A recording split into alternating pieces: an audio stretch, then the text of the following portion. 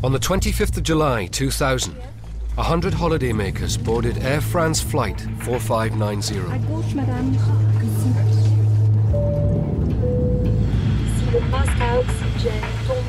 It was no ordinary trip.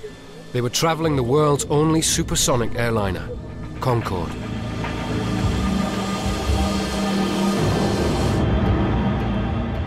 At 4:42, Charles de Gaulle Air Traffic Control cleared the flight for takeoff. Air France 4590. Alignez-vous sur piste 26 droite. C'est près derrière? On y va. Préparez-vous pour décollage. Vers 100, VE, 150, top. 4 V1. Concorde 4590, vous avez des flammes derrière vous.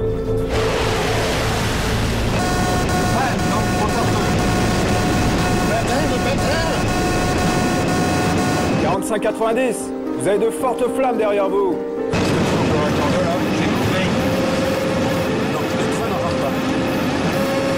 Pompier leader, le Concorde, je ne connais pas ses intentions. On essaie le portrait. Non?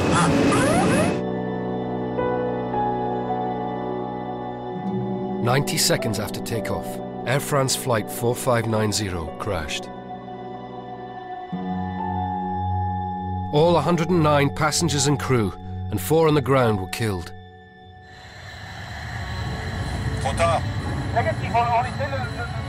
Now, 10 years on, arguments are still raging about what may have really caused the crash. The accident was not one piece of metal on the runway. It was a series of events. A lot of innocent, good people lost their lives. It should never have happened. On that day, Concorde went from being the safest aeroplane in the world to the most dangerous, igniting debate about whether her design was fatally flawed. Don't try and tell me that there were design deficiencies in Concorde. I do not accept that. I spent 15 years flying that airplane, and I regard it as the safest airplane I have ever flown. The crash was the beginning of the end for supersonic passenger flight.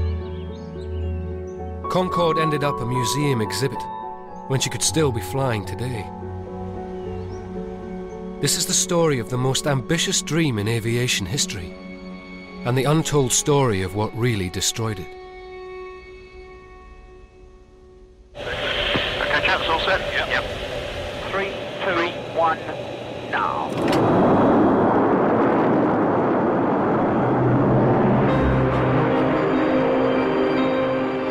For over 27 years, Concorde took passengers to the very edge of space, at speeds faster than a bullet.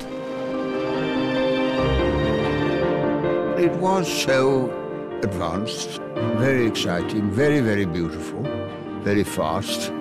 Here was the most advanced aircraft in the world. The actual shape of it and the sound of it symbolized creativity. People in the streets would look up, and they'd look up with pride, and they'd see this beautiful aeroplane. They would see it and they would say, we're part of it. We're proud of it. It's ours. It symbolized optimism. It was everything that the 20th century could have stood for.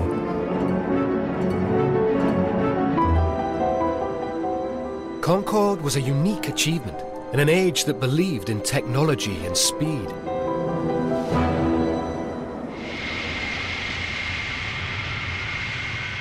The British love affair with Concorde began in 1969, the year that man walked on the moon. Well, I was there when it was rolled out. It was a bit like an English cricket match. We were all waiting. And then finally, Brian Trubshaw, the pilot, appeared. And people shouted, "Good old Trubby," as if he was going to bat. Concorde was a joint venture between France and Britain. And the French had successfully flown their prototype a month earlier. Now it was Britain's turn to prove itself to the world. Some instruments had been playing up, so Trubby initially went for just a crowd-pleasing taxi run. But when they suddenly began to work, he surprised everyone and took off. I mean, the noise was unbelievable. I began vibrating because of the pressure of the engines. It was an absolutely shattering experience. A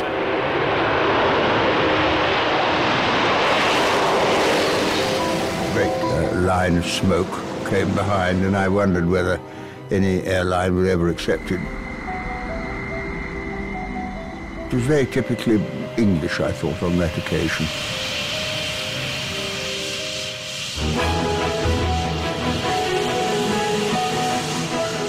It was a glorious moment. But Trubby hadn't gone supersonic. He didn't even raise the landing gear. There was still a lot to do before Concorde could take passengers. And there was a race on.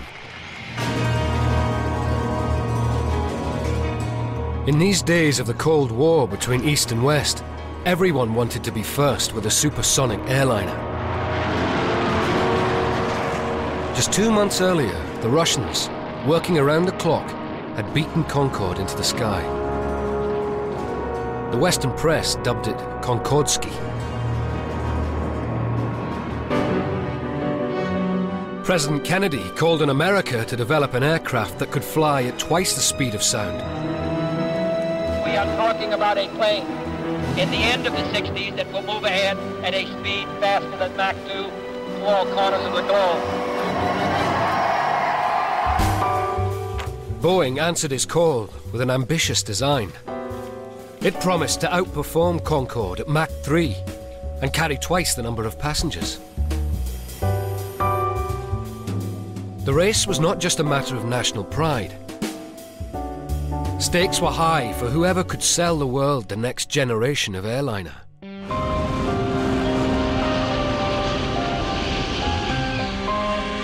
But the challenge was pure science fiction.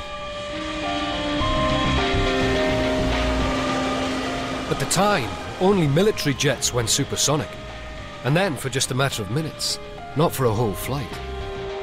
And pilots had to wear oxygen masks and pressure suits and rely on ejector seats.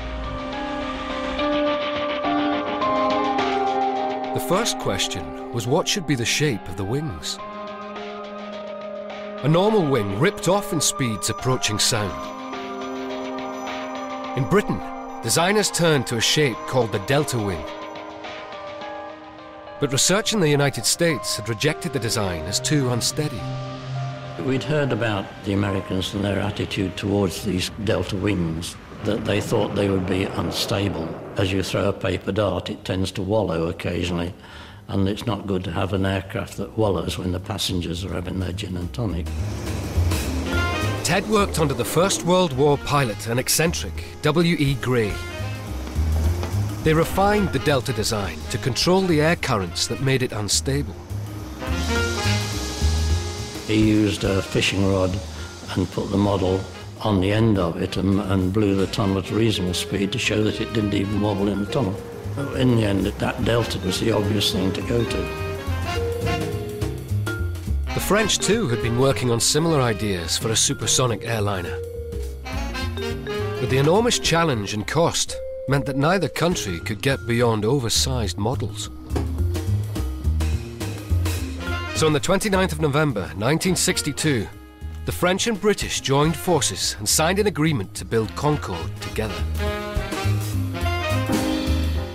The joint venture began on a scale that would rival America's moon project, with a workforce of 200,000.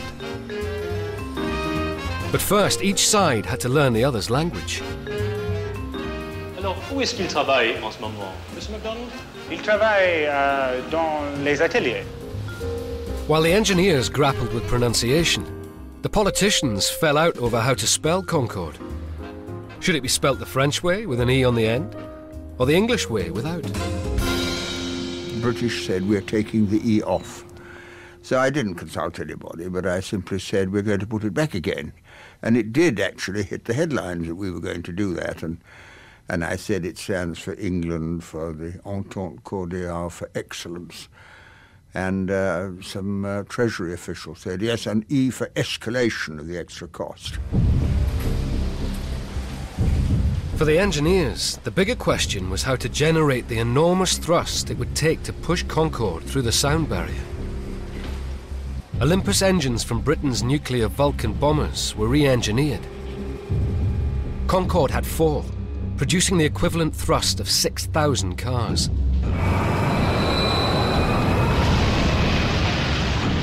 But there was a major problem. Jet engines can't take in air travelling at supersonic speeds. Intakes had to be devised that would slow the air down before it entered the engine. The challenge of the air intake with Concorde was a massive challenge. It was absolutely incredible what this intake could do. It was using computer power that technically wasn't even around. The computers controlled flaps that slowed the air down by 1,000 miles an hour in just 14 feet. Groundbreaking stuff. Absolutely groundbreaking. Nobody else in the whole wide world had done it, and we did it. No aircraft in history ever underwent such testing and development. But the question remained, would it work?